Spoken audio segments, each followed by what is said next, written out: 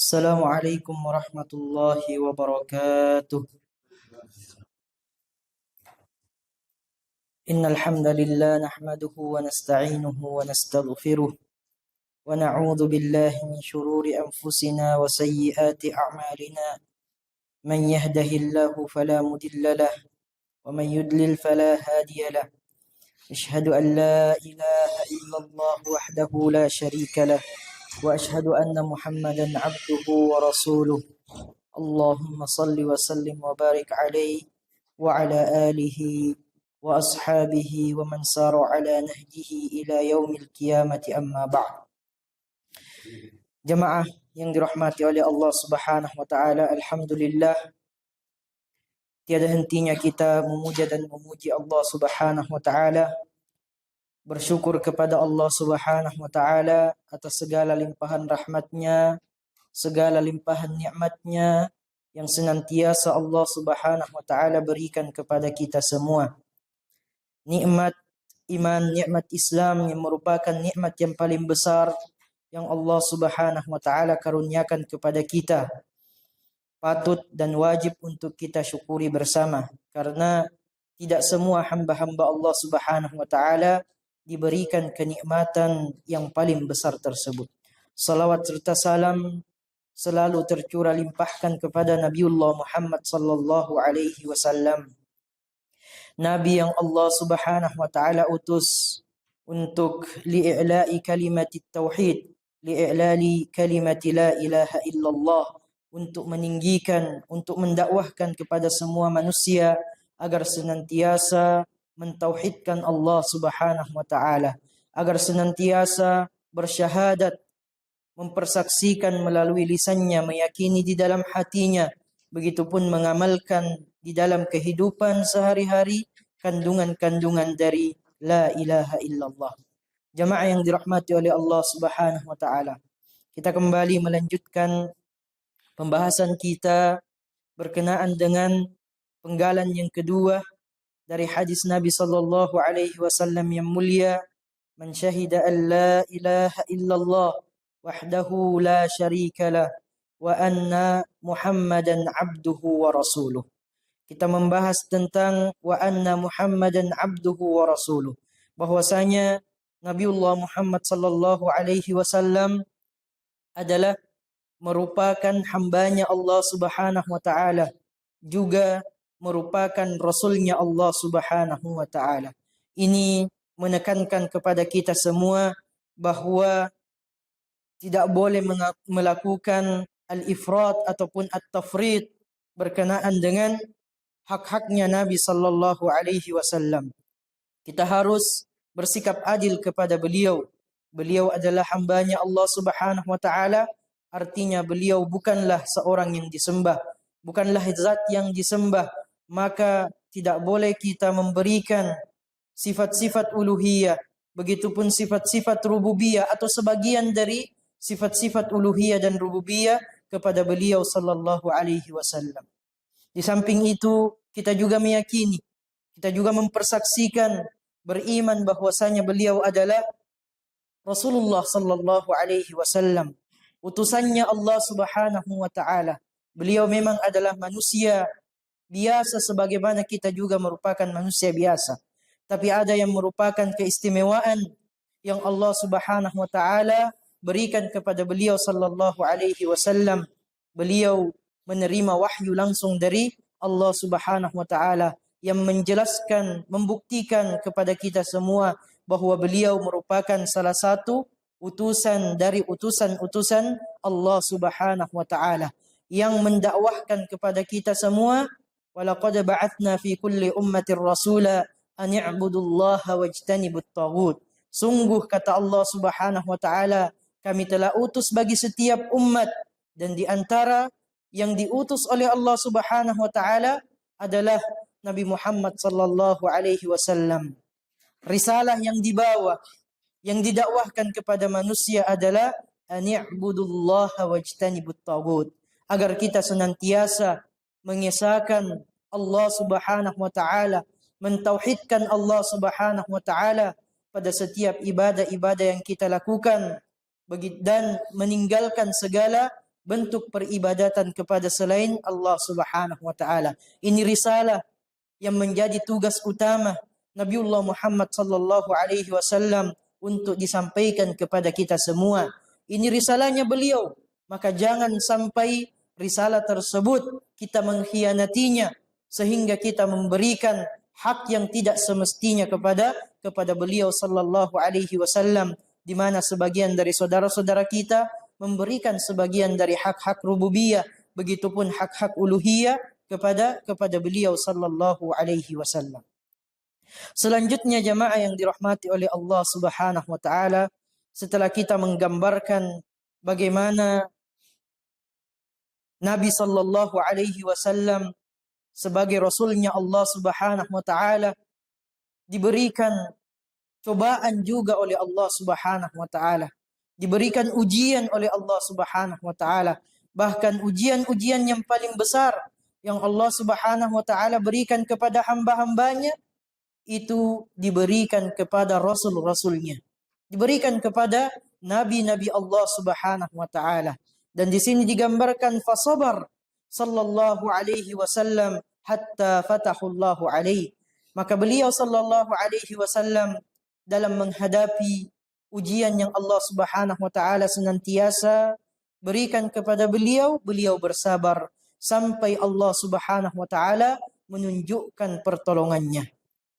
Wa andhara ummal qura wa man haulaha, dan beliau memberikan peringatan kepada ummal qura, ahli Mekah dan orang-orang yang berada di sekeliling atau di sekitar Mekah. Thumma innahu hamala hadhihi syari'ah, kemudian beliau membawa syariat yang mulia ini, min ba'dihi asyaddun nasi amanatan, kemudian disampaikan kepada generasi yang hidup sezaman dengan Nabi sallallahu alaihi wasallam, yang disebutkan oleh Asy-Syarih rahimahullahu taala sebagai manusia-manusia yang paling amanah di dalam menyampaikan risalah Allah Subhanahu wa taala. Mereka adalah sahabat-sahabat Nabi sallallahu alaihi wasallam. Disifati lagi oleh beliau wa aqwahum 'alal ittiba', dan mereka adalah orang-orang yang paling kuat dalam mengikuti Nabi sallallahu alaihi wasallam, dalam menghidupkan sunnah-sunnah Nabi sallallahu alaihi wasallam. Mereka adalah as-sahabatu radhiyallahu anhum. Mereka adalah sahabat-sahabat Nabi sallallahu alaihi wasallam. Wa addauha ila al-ummati naqiyatan salimatan walillahil hamd. Mereka menyampaikan amanat tersebut kepada umatnya Nabi Muhammad sallallahu alaihi wasallam dengan murni, tidak ada hal yang ditambahkan sama sekali. Begitupun tidak ada yang dikurangi dari sunnah-sunnah Nabi sallallahu alaihi wasallam. Dia sampaikan sebagaimana yang Allah Subhanahu wa taala inginkan, sebagaimana yang diajarkan oleh Nabiullah Muhammad sallallahu alaihi wasallam, walillahil hamd. Kemudian beliau rahimahullahu taala Asy-Syaikh Muhammad Ibn Shalih Al-Utsaimin melanjutkan, wa nuhibbur rasul sallallahu alaihi wasallam lillahi wa fillah. Kita pun sebagai orang-orang yang beriman kepada Allah Subhanahu wa taala, maka wajib bagi kita untuk mencintai Nabi sallallahu alaihi wasallam karena Allah Subhanahu wa taala. Karena Allah Subhanahu wa taala memerintahkan kita untuk mencintai beliau sallallahu alaihi wasallam. Maka landasan kecintaan kita kepada beliau sallallahu alaihi wasallam adalah karena kecintaan kita kepada Allah dan karena Allah Subhanahu wa taala yang memerintahkan kita untuk mencintai beliau sallallahu alaihi wasallam.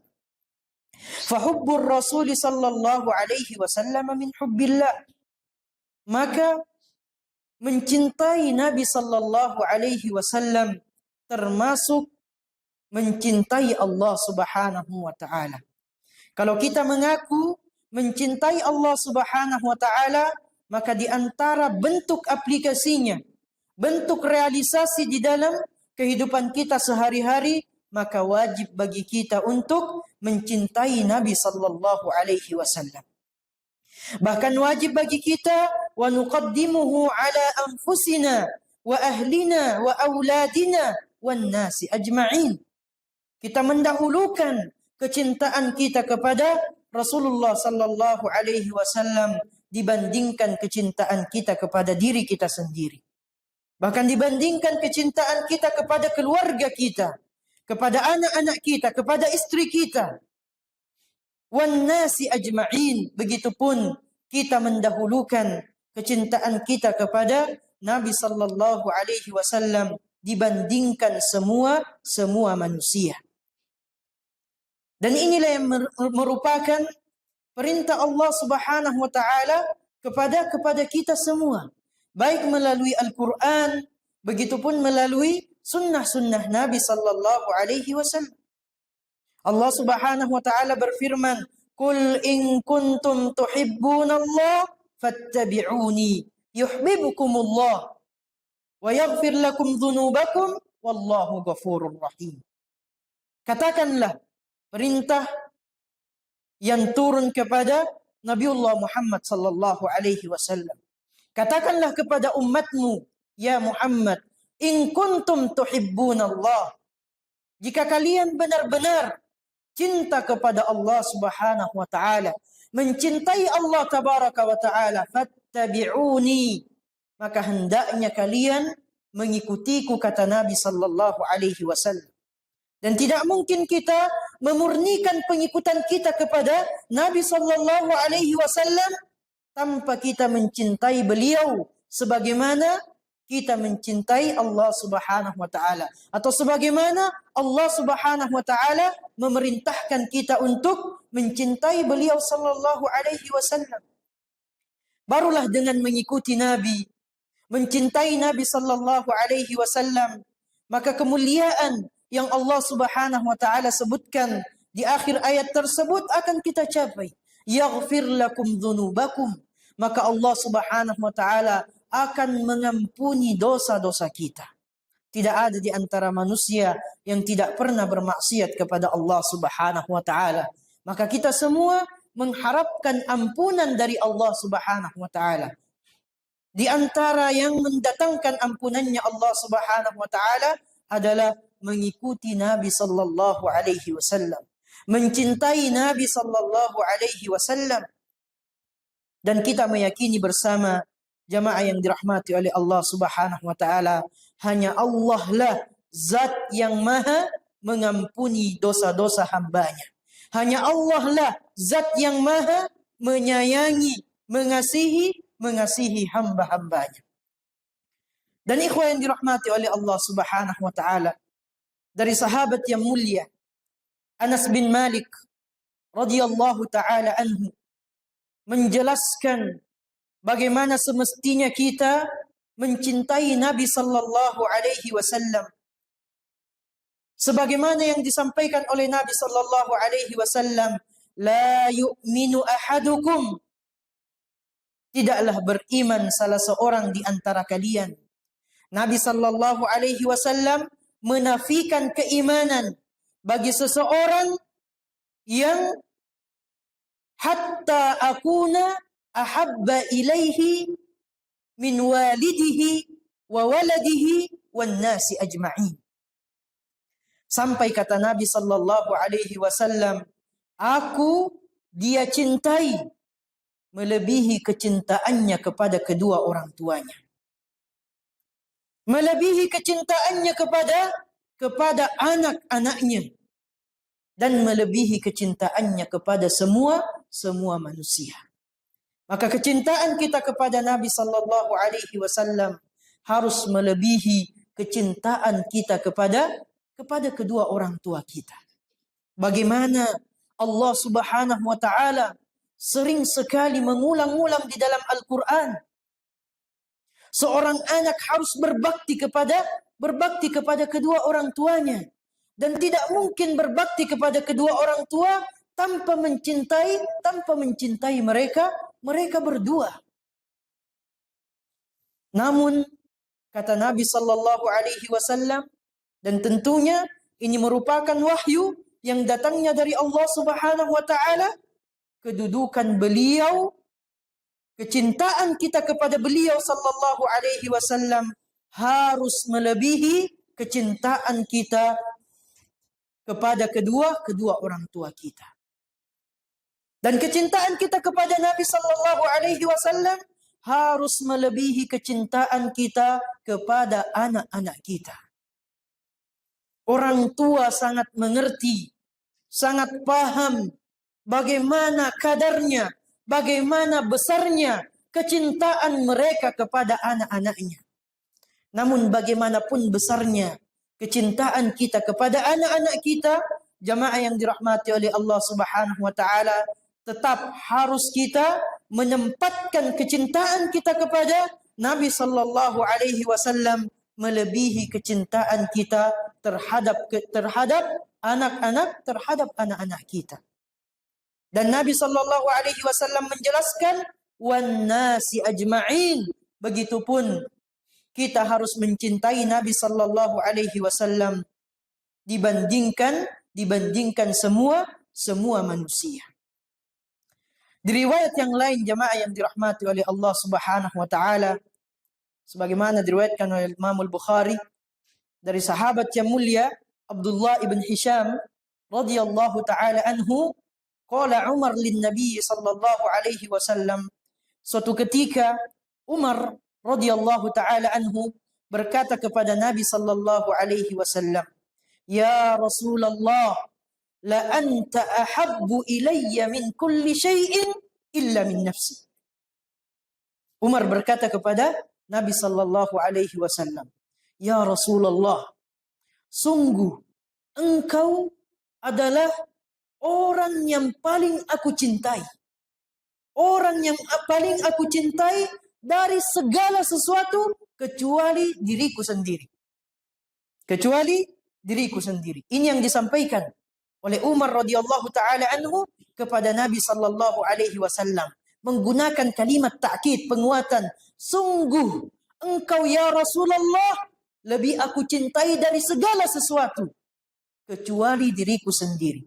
Apa kata Nabi sallallahu alaihi wasallam kepada Umar radhiyallahu taala anhu? La walladhi nafsi biyadihi.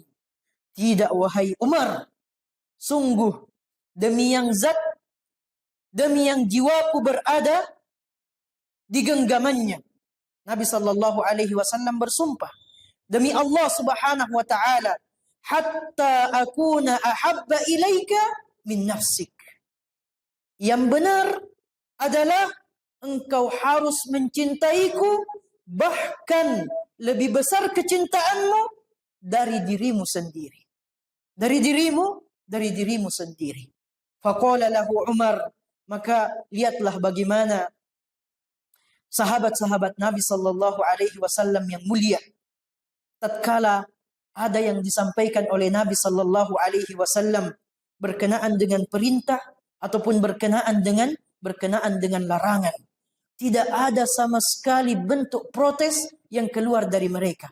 Ketika Nabi sallallahu alaihi wasallam menyampaikan kepada Umar radhiyallahu taala anhu yang merubah statementnya yang sebelumnya, sungguh aku lebih mencintaimu ya Rasulullah dibandingkan segala sesuatu, dibandingkan diriku sendiri.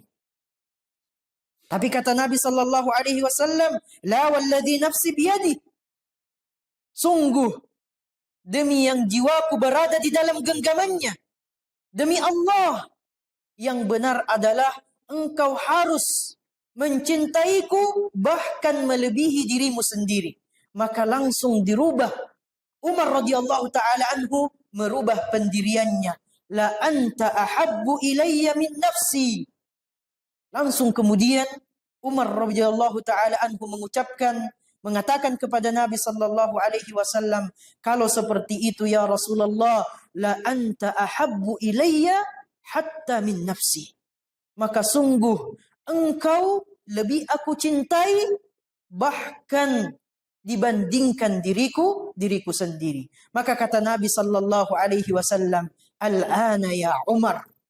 Seperti itulah yang benar wahai Umar. Maka inilah yang diajarkan oleh Nabi sallallahu alaihi wasallam. Tentunya ini bukan mentazkiyah dirinya, Ini datang dari Allah Subhanahu wa taala, yang merupakan wahyu yang datangnya dari Allah Subhanahu wa taala.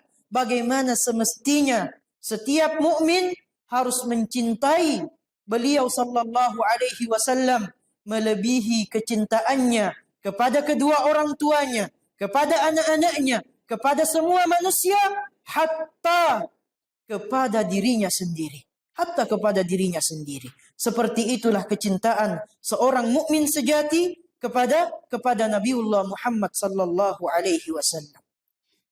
Namun perlu kita garis bawahi, jamaah yang dirahmati oleh Allah Subhanahu wa taala, apa yang harus menjadi landasan kita mencintai Nabi sallallahu alaihi wasallam? Apakah kita mencintai Nabi sallallahu alaihi wasallam dengan cinta yang buta, tanpa ada landasan, tanpa ada sebab? Maka di dalam agama kita yang mulia, mungkin jamaah yang dirahmati oleh Allah Subhanahu wa taala, kita biasa mendengarkan syubhat terkait dengan orang-orang yang biasa melaksanakan perayaan Maulid Nabi. Ketika kita meminta mereka mendatangkan dalilnya, ketika kita meminta mereka mendatangkan dalilnya, apa dalilnya? Sehingga sebagian dari saudara-saudara kita merayakan peringatan Maulidun Nabi sallallahu alaihi wasallam. Maka di antara syubhat yang mereka ucapkan berkenaan dengan hal ini, ketika menjawab pertanyaan kita, jamaah yang dirahmati oleh Allah Subhanahu wa taala, kalau kalian masih membutuhkan dalil, artinya masih membutuhkan alasan untuk membuktikan kecintaan kalian kepada Nabi sallallahu alaihi wasallam, maka cinta kalian kepada beliau bukanlah cinta yang sejati. Ini syubhat. Ini syubhat jamaah yang dirahmati oleh Allah Subhanahu wa taala. Karena ada landasannya, ada alasannya, sehingga kita tidak buta di dalam mencintai beliau, sehingga kita tidak melampaui batas ketika mencintai beliau sallallahu alaihi wasallam, sehingga sebagian dari sifat-sifat uluhiyah diberikan kepada beliau sallallahu alaihi wasallam. Betapa banyak saudara-saudara kita yang mengaku beriman kepada Allah beristighatsah kepada beliau, bertawassul kepada beliau, memberikan sebagian dari kekhususan uluhiyah Allah Subhanahu wa taala kepada beliau. Betapa banyak di antara saudara-saudara kita yang meyakini bahwasanya Nabi sallallahu alaihi wasallam bisa memberikan manfaat kepada mereka, bisa menolak mudarat dari mereka, atau bisa mengangkat mudarat yang mengenai mereka. Ini memberikan sebagian dari sifat-sifat rububiyah Allah Subhanahu wa taala yang merupakan kekhususan Allah yang tidak boleh kita berikan kepada selain Allah Subhanahu wa taala, hatta kepada malaikat, hatta kepada nabi-nabi Allah Subhanahu wa taala, hatta kepada Rasulullah sallallahu alaihi wasallam. Betapapun kita cinta kepada beliau sallallahu alaihi wasallam, kita lebih cinta kepada beliau dibandingkan anak-anak kita, dibandingkan orang tua kita, dibandingkan ibu dan bapak kita, bahkan dibandingkan diri kita sendiri. Tetapi kecintaan kita kepada beliau sebagaimana yang dijelaskan oleh Asy-Syaikh rahimahullahu taala, wa ahbabnahu min ajli annahu Rasulullah sallallahu alaihi wasallam. Kita cinta kepada beliau disebabkan karena beliau adalah utusannya Allah Subhanahu wa taala. Kita cinta kepada beliau wa nuhaqqiqu syahadata anna Muhammadan Rasulullah, karena dalam rangka merealisasikan syahadat yang kita ucapkan, yang kita yakini, yang kita upayakan, kita amalkan di dalam kehidupan kita sehari-hari, bahwasanya Muhammadan Rasulullah, Muhammad adalah utusannya Allah Subhanahu wa taala, yang memiliki konsekuensi-konsekuensi yang harus kemudian kita amalkan di dalam kehidupan kita sehari-hari. Ta'atuhu fima amar, mentaati apa yang beliau perintahkan, melaksanakan apa yang beliau perintahkan. Bagaimana mungkin kita melaksanakan apa yang beliau perintahkan kalau tidak didasari kecintaan kepada beliau sallallahu alaihi wasallam? wa tasdiquhu fima akhbar, membenarkan apa yang beliau beritakan, apa yang beliau sampaikan, sunnah-sunnah beliau, hadis-hadis beliau sallallahu alaihi wasallam yang sahih, yang benar untuk kemudian kita jadikan sebagai hujjah, kita harus benarkan. Kita harus benarkan, kita harus yakini dengan seyakin-yakinnya. Kita harus yakini dengan seyakin-yakinnya. Sebagaimana kita meyakini firman-firman Allah Subhanahu wa taala di dalam Al-Qur'an. Tidak boleh ada sedikit pun keraguan kalau itu sabit datangnya dari Nabi sallallahu alaihi wasallam, meskipun akal kita tidak mampu untuk menjangkau, tidak mampu untuk melogikakan perkara-perkara tersebut. Sami'na wa ata'na. Kita mendengarkan dan kita taati apa yang menjadi konsekuensinya. Wajtinabu ma anhu naha wa zajar. Dan meninggalkan apa yang beliau larang untuk kita lakukan. Wa alla yu'badallah illa bima syara'.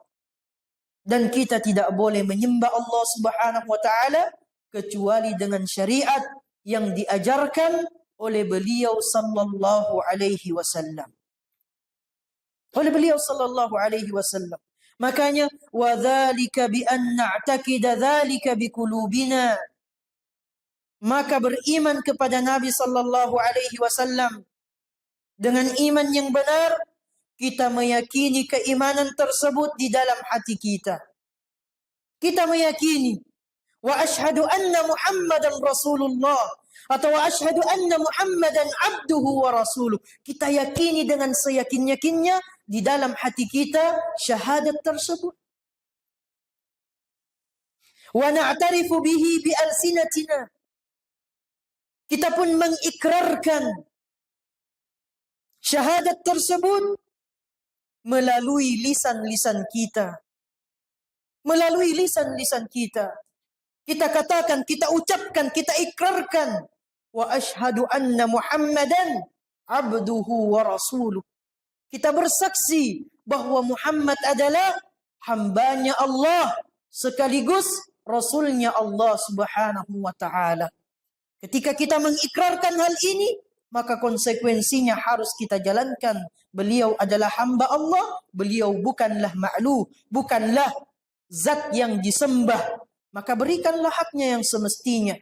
Di samping itu, beliau adalah Rasulullah, utusannya Allah Subhanahu wa ta'ala, yang membedakan antara beliau dengan manusia-manusia yang lainnya. Bahkan beliau adalah Sayyidul Anbiya'i wal Mursalin, pemimpinnya para nabi dan rasul. Maka berikanlah hak beliau yang semestinya. Yang semestinya. Berlaku adillah kepada Nabi sallallahu alaihi wasallam. Ketika kita mengucapkan, jamaah yang dirahmati oleh Allah Subhanahu wa taala, di setiap solat kita, wa asyhadu anna Muhammadan abduhu wa rasuluh, hadirkan di dalam hati kita, hadirkan di dalam diri kita. Kita harus berlaku adil kepada beliau sallallahu alaihi wasallam. Kita harus berlaku adil, tidak boleh berlaku zalim kepada beliau sallallahu alaihi wasallam. Wa nutabbiqa dzalika fi mutaba'atihi sallallahu alaihi wasallam bi jawarihina. Dan kita merealisasikan, mempraktekkan syahadat tersebut dalam rangka menyempurnakan pengikutan kita kepada Nabi sallallahu alaihi wasallam. Dan inilah bukti kecintaan kita kepada Allah Subhanahu wa taala, sebagaimana yang kita sampaikan sebelumnya. Qul in kuntum tuhibbunallah. Ini syartiyah, jamaah yang dirahmati oleh Allah Subhanahu wa taala. Allah menyebutkan syaratnya. Kalau kalian cinta kepada Allah, maka syaratnya adalah fattabi'uni. Ikutilah aku, kata Nabi sallallahu alaihi wasallam. Dan Allah mengekalkan hal ini di dalam Al-Qur'an. Maka di antara konsekuensi yang utama pada al-imanu bir Rasul sallallahu alaihi wasallam. Kita beriman kepada Rasulullah sallallahu alaihi wasallam adalah menyempurnakan al-ittiba', pengikutan kita kepada beliau sallallahu alaihi wasallam. Maka hasilnya jamaah yang dirahmati oleh Allah Subhanahu wa taala, ini hasilnya yang diharapkan. Fa na'malu bihadyihi wa la na'malu lahu. Ini yang membedakan antara ahlul bid'ah dengan ahlus sunnah wal jamaah. Maka hasilnya adalah kita beramal berdasarkan petunjuknya beliau sallallahu alaihi wasallam yang membuktikan kecintaan kita kepada beliau sallallahu alaihi wasallam. Kita tidak beramal karena beliau sallallahu alaihi wasallam. Ini penting sekali untuk kita pahami bersama. Na'malu bihadyihi. Kita beramal berdasarkan petunjuk beliau. Inilah bukti kecintaan kita kepada beliau sallallahu alaihi wasallam. Namun jangan sampai na'malu lahu. Kita beramal untuk beliau sallallahu alaihi wasallam. Karena dua hal ini sangat berbeda. Kalau kita berikan dua hal ini kepada Nabi sallallahu alaihi wasallam, di mana kita posisikan Allah Subhanahu wa taala di dalam kehidupan kita? Kalau kita beramal berdasarkan petunjuknya Nabi sallallahu alaihi wasallam, juga beramal karena Nabi sallallahu alaihi wasallam, kita kemanakan haknya Allah Subhanahu wa taala? Maka dalam rangka mencintai Nabi sallallahu alaihi wasallam yang benar, kita memberikan haknya beliau, haknya untuk kita ikuti. Haknya untuk kita ikuti. Kemudian kita berikan haknya Allah Subhanahu wa taala pada setiap ibadah-ibadah yang kita lakukan, yang merupakan pengikutan kita kepada Nabi sallallahu alaihi wasallam. Kita mengambil contohnya dari Nabi sallallahu alaihi wasallam. Kita berikan haknya Allah Subhanahu wa taala di dalamnya. Dan inilah yang Allah Subhanahu wa taala inginkan pada setiap hambanya ketika Allah Subhanahu wa taala memerintahkan hambanya untuk beribadah. Wa ma umiru illa liya'budullah mukhlishina lahuddin hunafa. Dan tidaklah mereka diperintahkan beribadah kepada Allah Subhanahu wa taala kecuali didasari dengan keikhlasan. Maka yang benar jamaah yang dirahmati oleh Allah Subhanahu wa taala dalam rangka merealisasikan kecintaan kita kepada Nabi sallallahu alaihi wasallam, na'malu bihadyihi wa na'malu lillah. Na'malu bihadyihi wa na'malu lillah. Kita beramal berdasarkan petunjuknya Nabi sallallahu alaihi wasallam dan kita beramal dikarenakan Allah Subhanahu wa taala, untuk Allah Subhanahu wa taala, untuk mendapatkan wajahnya Allah Subhanahu wa taala. Dan inilah yang dijanjikan oleh Allah Subhanahu wa taala berdasarkan hadisnya Nabi sallallahu alaihi wasallam, man qala la ilaha illallah, kata Nabi sallallahu alaihi wasallam, siapa yang mengucapkan la ilaha illallah, tiada ilah yang berhak disembah selain daripada Allah Subhanahu wa taala, yabtaghi bidzalika wajh Allah, dengan ucapan tersebut dia mengharapkan wajahnya Allah Subhanahu wa taala. Lihat dua hal jamaah yang dirahmati oleh Allah Subhanahu wa taala. Haknya Nabi sallallahu alaihi wasallam kita berikan kepada beliau. Haknya Allah Subhanahu wa taala kita berikan kepada Allah Subhanahu wa taala. Haknya Nabi sallallahu alaihi wasallam yang mengajarkan kepada kita, man qala la ilaha illallah. Ini diajarkan oleh Nabi sallallahu alaihi wasallam. Siapa saja yang mengucapkan la ilaha illallah, petunjuknya Nabi sallallahu alaihi wasallam. Tapi apakah kita ucapkan itu untuk Nabi sallallahu alaihi wasallam? Tentunya tidak, jamaah yang dirahmati oleh Allah Subhanahu wa taala. Yabtagi bidzalika wajh Allah. Dengan ucapan tersebut dia mengharapkan wajahnya Allah Subhanahu wa taala. Artinya dalam beribadah, di antara bentuk ibadah mengucapkan la ilaha illallah, yang ia harapkan adalah wajahnya Allah Subhanahu wa taala. Dia tidak beribadah karena Nabi sallallahu alaihi wasallam.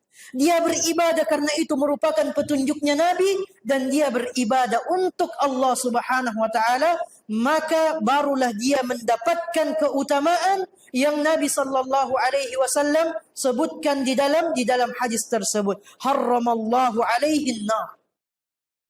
Maka Allah Subhanahu wa taala akan mengharamkan baginya api neraka. Allah Subhanahu wa taala berfirman kepada neraka untuk tidak menyentuh orang-orang yang senantiasa mengucapkan la ilaha illallah, dan dia mengharapkan wajahnya Allah Subhanahu wa taala pada kalimat tauhid tersebut. Allah melarang api neraka untuk menyentuhnya sama sekali. Maka jamaah yang dirahmati oleh Allah Subhanahu wa taala, inilah tuntunan agama kita yang benar berkenaan dengan hak Nabi kita sallallahu alaihi wasallam, hak Nabi kita yang mulia, Nabi Muhammad sallallahu alaihi wasallam. Kita mencintai beliau sallallahu alaihi wasallam. Artinya kita mendahulukan petunjuk beliau sallallahu alaihi wasallam. Dan ketika kita melaksanakan petunjuk beliau sallallahu alaihi wasallam, kemudian didasari ibadah-ibadah tersebut untuk mendapatkan ridhonya Allah Subhanahu wa taala, maka inilah ibadah yang benar di sisi Allah Subhanahu wa taala, sebagaimana yang selalu kita ulang-ulang, barulah ibadah itu diterima di sisi Allah tabaraka wa taala kalau paling tidak memenuhi dua syarat. Dua syarat, al-ikhlas wa ittiba'un nabiy sallallahu alaihi wasallam. Ittiba'un nabi sallallahu alaihi wasallam menunjukkan kecintaan kita kepada beliau sallallahu alaihi wasallam. Ikhlas kepada Allah Subhanahu wa taala dalam setiap ibadah-ibadah yang kita lakukan menunjukkan betapa besarnya kecintaan kita kepada Allah tabaraka wa taala. Maka jamaah yang dirahmati oleh Allah Subhanahu wa taala, setelahnya di sini dijelaskan tentang ma yanqudu tahqiq hadhihi syahadah, perkara-perkara yang bisa membatalkan realisasi dari syahadat kita. Baik itu syahadatu alla ilaha illallah wa anna Muhammadan Rasulullah. Sudah masuk waktu. Insyaallah kita sambung sedikit setelah melaksanakan solat Isya berjamaah. Barakallahu fikum wa jazakumullahu khairan.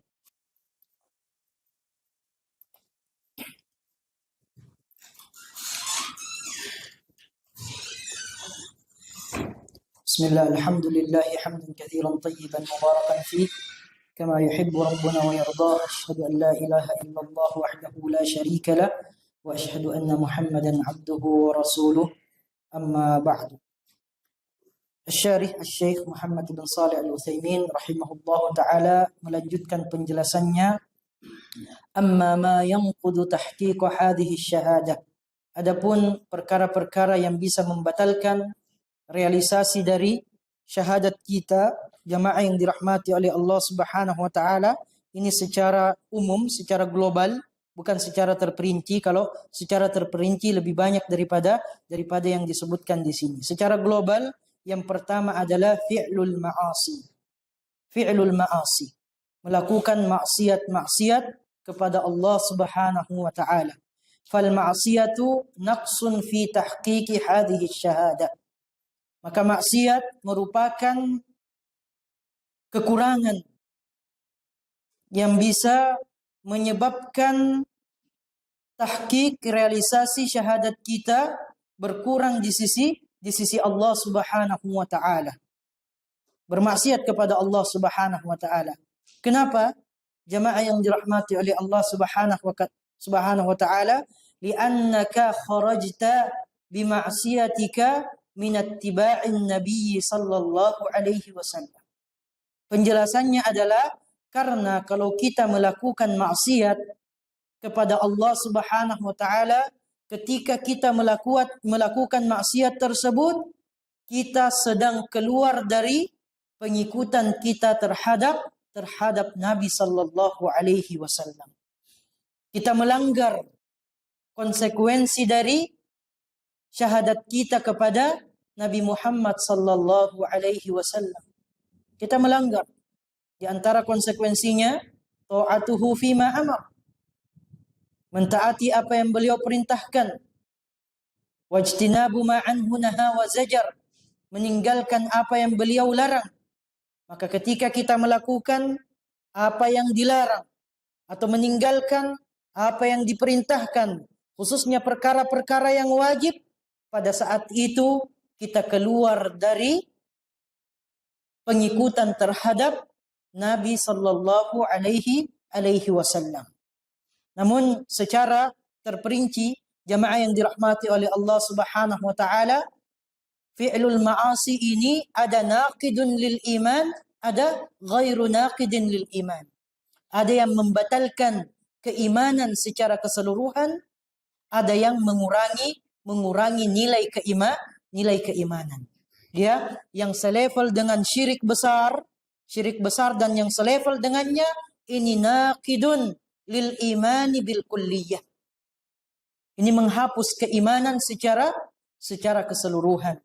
Ya, seperti al-kufrul akbar, an-nifaqul akbar, asyirkul akbar, az-zulmul akbar. Ini semua selevel dengan syirik besar. Dan ini semua nawaqidul iman yang bisa membatalkan keimanan seorang hamba seorang hamba. Kemudian yang kedua yang lebih rendah sedikit derajatnya adalah mayang kusul iman. Perkara-perkara yang bisa mengurangi keimanan seorang hamba.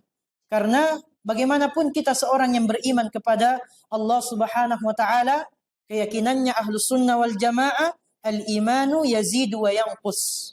Iman itu bisa bertambah, bisa berkurang. Tanda-tandanya yazidu bit ta'ah wa yanqusu bil ma'siyah. Ketika kita melakukan ketaatan kepada Allah, rajin melakukan ibadah kepada Allah Subhanahu wa taala, maka ini tanda-tanda bahwa keimanan seorang hamba tersebut bertambah kepada Allah Subhanahu wa taala. Namun ketika kita futur, hanya membatasi diri kita untuk melakukan perkara-perkara yang wajib saja, malas melakukan perkara-perkara yang sunnah, maka ketahuilah ikhwan yang dirahmati oleh Allah Subhanahu wa taala, pada saat itu kadar keimanan kita lagi menurun. Dan ini perlu untuk kita antisipasi, karena itu termasuk dari jerat-jerat syaitan.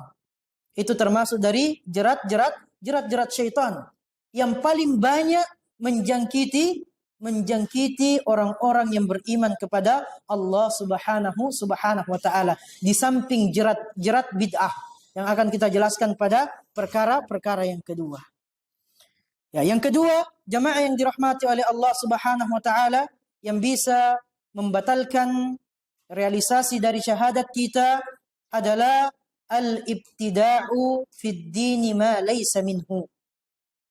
Perkara-perkara yang baru, yang diada-adakan di dalam agama, yang tidak ada contohnya, yang tidak ada perintahnya, yang tidak ada ajarannya sebelumnya. Maka jamaah yang dirahmati oleh Allah Subhanahu wa taala, kenapa kemudian ini membatalkan syahadat kita kepada Nabi sallallahu alaihi wasallam? Li'annaka taqarrabta ila Allah bima lam yashra'hu Allah wala rasuluhu sallallahu alaihi wasallam. Kenapa? Karena kita mendekatkan diri kepada Allah Subhanahu wa taala dengan syariat yang tidak disyariatkan oleh Allah Subhanahu wa taala, ataupun disyariatkan melalui sunnah-sunnah Nabi sallallahu alaihi wasallam. Di antara konsekuensi syahadat kita kepada Nabi sallallahu alaihi wasallam, wa alla yu'badallah illa bima syara'. Allah tidak boleh kita ibadahi kecuali dengan syariat yang diajarkan oleh Nabi sallallahu alaihi wasallam. Kalau kita ngarang-ngarang syariat, mendatangkan syariat-syariat yang baru yang tidak diajarkan oleh Nabi sallallahu alaihi wasallam, maka kita berkhianat kepada Nabi sallallahu alaihi wasallam. Bahkan Asy-Syaikh menjelaskan di sini wal ibtida'u fid din fil haqiqah. Pada hakikatnya melakukan perkara bid'ah di dalam agama minal istihza'i billah. Ini menunjukkan bahwasanya kita al-istihza'u billah, mengolok-ngolok Allah Subhanahu wa taala, merendahkan Allah Subhanahu wa taala. Kenapa? Li'annaka taqarrabta ilaihi bi syai'in lam yashra'hu. Karena kita berupaya tetap melakukan upaya mendekatkan diri kepada Allah Subhanahu wa taala, tapi dengan syariat yang tidak berasal dari Al-Quran, tidak berasal dari sunnah Nabi sallallahu alaihi wasallam. Maka ini beliau Asy-Syaikh rahimahullahu taala menggolongkannya sebagai bentuk al-istihza'u billah, merendahkan, mengolok-ngolok Allah subhanahu wa taala. Dan perkara bid'ah ini, ikhwan yang dirahmati oleh Allah Subhanahu wa taala, adalah perkara yang sangat berbahaya. Selalu kita ulang-ulangi untuk kita pahami bersama. Karena ini berbeda dengan maksiat. Kalau maksiat, kita semua sepakat bahwa itu adalah maksiat. Itu adalah dosa, itu adalah jalan pelanggaran kepada Allah Subhanahu wa taala. Tapi kalau bentuknya adalah bid'ah, ini juga maksiat. Tetapi hanya orang yang mengetahui bahwa itu adalah bid'ah yang tahu kalau itu maksiat. Tapi pelaku bid'ah sendiri tidak sadar kalau mereka melakukan maksiat. Maka sebenarnya bid'ah itu adalah maksiat, tapi dikeluarkan, disebutkan secara khusus dari maksiat karena ini paling berbahaya dibandingkan yang lainnya. Karena kalau maksiat, kata Al-Hasan Al-Basri rahimahullahu taala, yutabu minha wal bid'atu la yutabu minha. Kalau maksiat itu masih diharapkan pelakunya untuk bertaubat. Karena pelakunya sadar kalau dia melakukan maksiat. Orang mencuri sadar kalau mencuri itu adalah kesalahan. Bahkan kalau dia tidak tahu kalau itu merupakan larangan agama, dia tahu secara sosial itu adalah perkara yang salah. Tapi pelaku bid'ah la yutabu minha, sulit diharapkan taubatnya karena dia merasa beribadah kepada Allah Subhanahu wa taala, bertaqarrub, mendekatkan diri kepada Allah Subhanahu wa taala, maka sulit. Ya, bukan berarti tidak bisa, tapi maka sulit kata Al-Imam Al-Hasan Al-Basri, diharapkan taubatnya orang-orang para pelaku bid'ah. Maka perkara-perkara bid'ah ini, ikhwan yang dirahmati oleh Allah Subhanahu wa taala, sangat penting untuk kita pelajari. Kita pelajari konsepnya, kemudian kita pelajari bagaimana contoh-contohnya. Bagaimana contoh-contoh bid'ah yang diada-adakan di dalam agama kita. Karena ini sangatlah jauh dari ajaran Nabi sallallahu alaihi wasallam. Bahkan kita menyelisihi ajaran Nabi sallallahu alaihi wasallam, menyelisihi syahadat kita ketika kita termasuk hamba-hamba Allah Subhanahu wa taala yang melakukan al-ibtida'u fid din. Berkenaan dengan dalil-dalilnya, jemaah yang dirahmati oleh Allah Subhanahu wa taala, sudah sering kita dengarkan di riwayat Bukhari Muslim dari ibunda kita tercinta Aisyah radhiyallahu taala anha, man ahdatha fi amrina hadza ma laysa minhu fa huwa raddun. Siapa yang melakukan hal-hal baru fi amrina hadza, dalam perkara kami, artinya dalam perkara agama. Dalam perkara agama, bukan dalam perkara dunia. Ini perlu juga dijelaskan. Yang dimaksud bid'ah di sini adalah bid'ah dalam perkara agama, bukan dalam perkara dunia. Sehingga banyak saudara-saudara kita salah paham, bahkan dai-dai di antara mereka salah paham. Kalau sedikit-sedikit bid'ah yang tidak ada di zaman Nabi bid'ah, maka handphone bid'ah, motor bid'ah, mobil bid'ah, pesawat bid'ah, naik unta aja katanya ke Saudi untuk melaksanakan ibadah haji, ibadah umroh. Ini tidak paham hadisnya Nabi sallallahu alaihi wasallam. Man ahdatha fi amrina hadha. Tekanan dari Nabi pada perkara kami. Artinya pada perkara agama. Ma laysa minhu. Nah, kembali lagi, yang tidak berasal darinya. Yang tidak berasal dari agama tersebut. Tidak digolongkan sebagai perkara-perkara agama. Sudah ditakkid lagi sama Nabi, masih salah paham. Inilah kemudian yang dikatakan oleh Nabi sallallahu alaihi wasallam, fahuwa raddun, itu tertolak, mardud. Ditolak oleh Allah Subhanahu wa taala. Di riwayat yang lain dari Aisyah juga, man amila amalan laisa alaihi amruna fahuwa raddun. Juga tertolak di sisi Allah Subhanahu wa taala. Lumayan panjang. Berkenaan dengan syubhat yang terkadang terlintas dari sebagian dari saudara-saudara kita yang melakukan perkara-perkara bid'ah, insyaallah kita akan membahas pada pertemuan berikutnya. Ini syubhat yang dijelaskan oleh Syekh. Mungkin ada syubhat-syubhat yang lainnya yang kemungkinan banyak kita dengarkan atau kita saksikan di zaman kita atau di sekeliling kita, di masyarakat yang kita doakan bersama, semoga Allah Subhanahu wa taala memberikan hidayah kepada kita dan kepada mereka semua.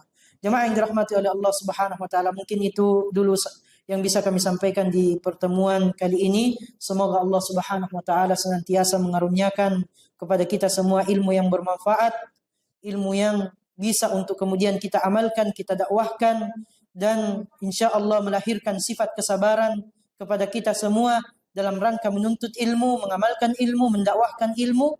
Dan semoga kita termasuk hamba-hamba Allah Subhanahu wa taala yang diberikan hidayah, yang diberikan taufik oleh Allah Subhanahu wa taala hingga akhir hayat kita di dunia yang fana ini. Hadza wa sallallahu wa sallama wa baraka ala nabiyyina Muhammad wa ala alihi wa sahbihi wa sallama tasliman katsira. Allahumma anfa'na bima 'allamtana wa 'allimna ma yanfa'una ya rabbal alamin. Subhanakallahumma bihamdik, asyhadu an la ilaha illa anta astaghfiruka wa atubu ilaik. Assalamu alaikum warahmatullahi wabarakatuh.